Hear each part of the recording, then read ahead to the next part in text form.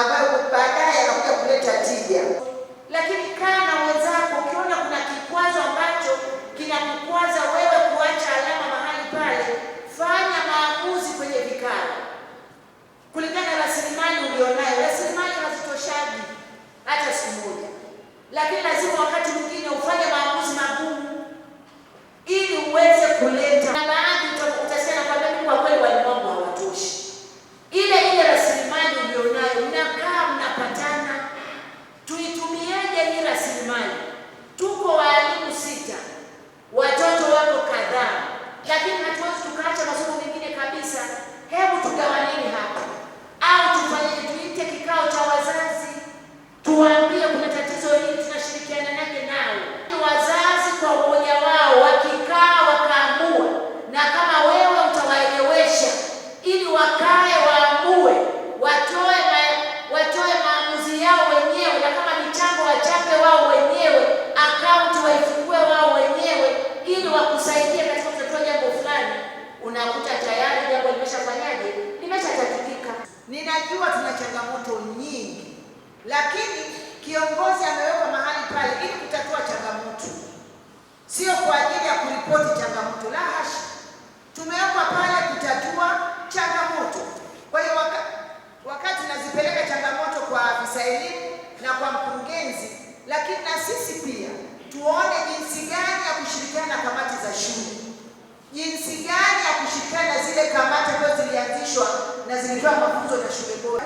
Kwanza tunayo nguvu kazi, watoto wa shule.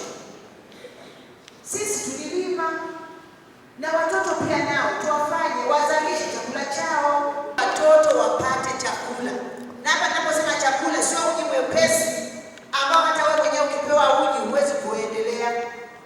Kwa hiyo ni uji labda ule wa saa 4 na chakula kizito wakati wa saa 7, ili watoto warudi darasani wakasome. Hakikisheni mnakuwa na mipango kazi madhubuti inayosaidia kusimamia taaluma. Hakikisheni mazingira ya shule yanakuwa bora, yanakuwa safi muda wote, kwa kupanda miti na maua, hususan kipindi hiki cha masika. Lengo la umoja huu ni kuwakutanisha wakuu wa shule na kubadilishana uzoefu, mbinu na mikakati mbalimbali katika taaluma na uongozi, ili tuweze kusimamia vizuri na kufikia malengo ya kuinua ufaulu katika shule zetu na mikoa yetu kwa ujumla. Umoja huu umekuwa sehemu ya kujifunza kwa wakuu wa shule wapya na hata wazoefu, kukumbusha namna nzuri ya usimamizi na uendeshaji wa shule zetu. Tumejadili mambo mengi, hususan taaluma, mikakati namna ya kuinua ufaulu katika shule zetu katika mikoa yetu.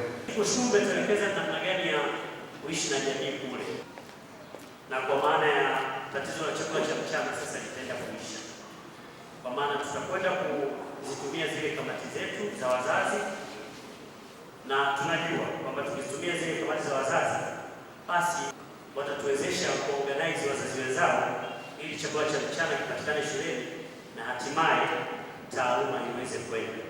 Lakini tukushukuru mama, pia umetupa elimu ya ujasiriamali kwa ufupi, lakini swala la motisha umetuambia, na sisi tutaenda kwanza kutoa motisha,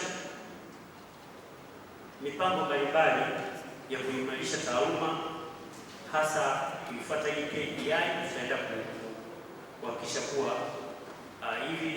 hii KPI tunaisimamia kikamilifu. Labda mwisho kabisa niseme, umekuja na msamiati wa kuacha alama.